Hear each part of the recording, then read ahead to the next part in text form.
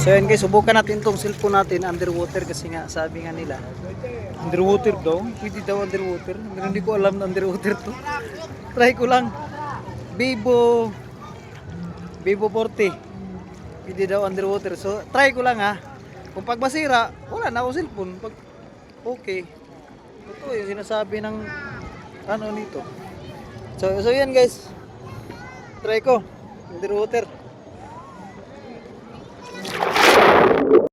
So andito na nga mga kaidol, sa punto na ito mga kaidol, kinakabahan na ako mga kaidol kasi parang nasisira na yung cellphone ko. So ang ginawa ko mga kaidol, tinatry ko lang talaga ng tinatry, pinunasan ko, tapos hindi naman namatay yung cellphone, pero kinakabahan ako kasi parang naghang, hindi na mapindot.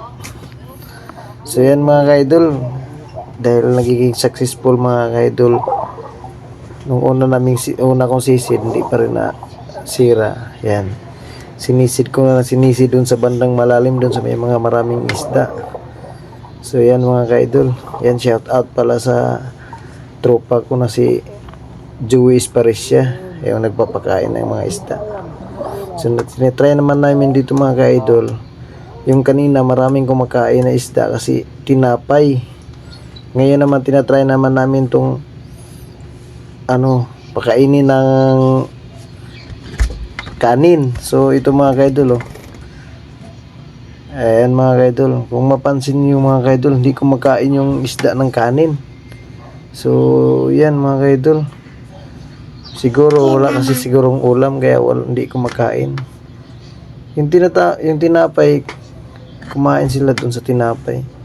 So yan mga kaidol, okay pala tong Vivo 40 mga kaidol, pwede pala sa ilalim sa dagat. So ayan, tuloy ang enjoyment sa tropa. So yan mga kaidol, pero tiniingatan ko yung cellphone baka mahulog at hindi ko na makuha sa ilalim. So yan mga kaidol, shout out sa mga tropang Pathfinders Motorrider. So yan, here we go, enjoy lang. Yung walang tunog, yung walang tumatalsik pa. Tutang, nagkakatakot yung dive na yun. Nagkakatakot yung dive na yun, putay ng lakas ng alon. Yung dive niya lakas ng alon. Ulit.